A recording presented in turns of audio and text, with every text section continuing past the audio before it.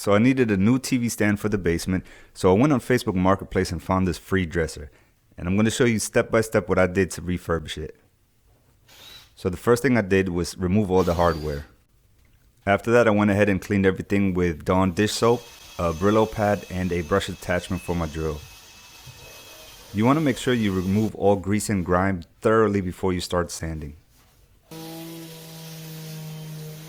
Then I went ahead and started sanding everything with an 80 grit sandpaper.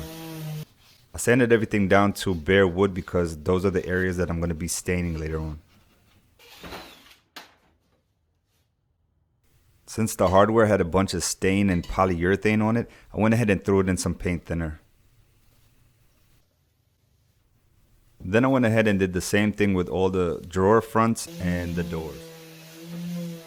Again, I only sanded down to the wood wherever I'll be staining later, and everything else I went ahead and used a 150 grit to kind of just scuff up the surface so that my primer will stick to it. And after sanding, you always want to go ahead and vacuum your surface and make sure that there's no dust left. I masked off all the areas that I'll be staining later just to prevent primer or paint from getting on them.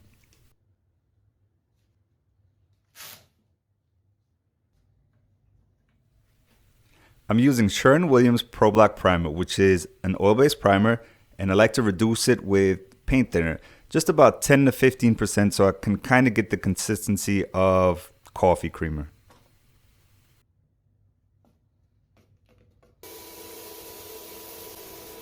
And once I'm happy with the consistency and my spray pattern, I'll go ahead and prime everything with my HVLP sprayer.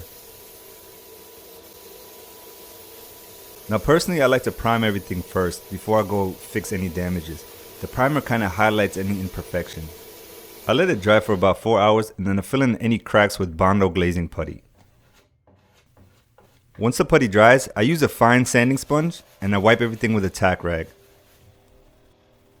And then to spot prime, I use the same primer but as an aerosol can. And theoretically, you could use aerosol cans to prime the entire project, but you'd probably need like 5 or 6. Now while the paint's drying, I went ahead and cleaned all the hardware with the wire brush. My go-to paint for hardware is usually Rust-Oleum. I'm using an ultra matte black today. Personally, I like doing about 3 to 4 light coats with about 5 to 10 minutes drying time in between. Here I'm mixing up some Bondo wood filler to fill in the holes for the drawer pulls. Now unfortunately I didn't get to record myself painting everything, but I ended up using Sherwin Chem Aqua and I did 2 coats with the HVLP sprayer. And if you don't have an HVLP sprayer, you can always use a brush and roller. Here I start filling in the back, and once that dries, I'm going to start removing the masking from the front and then fill in the holes in the front. And after everything dries, I'm going to apply some semi-transparent stain by Minwax using a staining pad.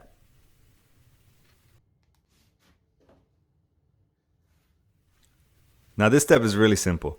You just dip your pad into the stain, let it soak, apply it to your wood, let that sit for about 10 minutes and then wipe it off. I'm going to clear coat the project using a water-based polyacrylic by Minwax, which gives it a nice durable finish. Now I know originally I filled in the holes because I was going to put in some new knobs, but I came across this cool idea on Pinterest, so I switched it up and I'm going to have to start drilling some holes again. You can pick up the rope and the hose clamps at Home Depot.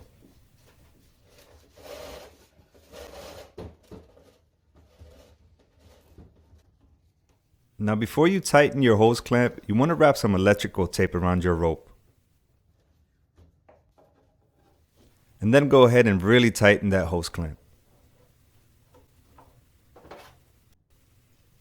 Now before you make your cut, you want to wrap the rope in some electrical tape. That will prevent it from unraveling. And now you just have to put everything back together and voila. Well, thanks for watching and I hope you guys enjoyed the video.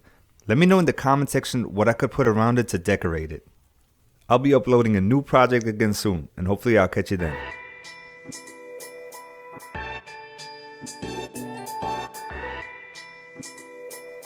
it.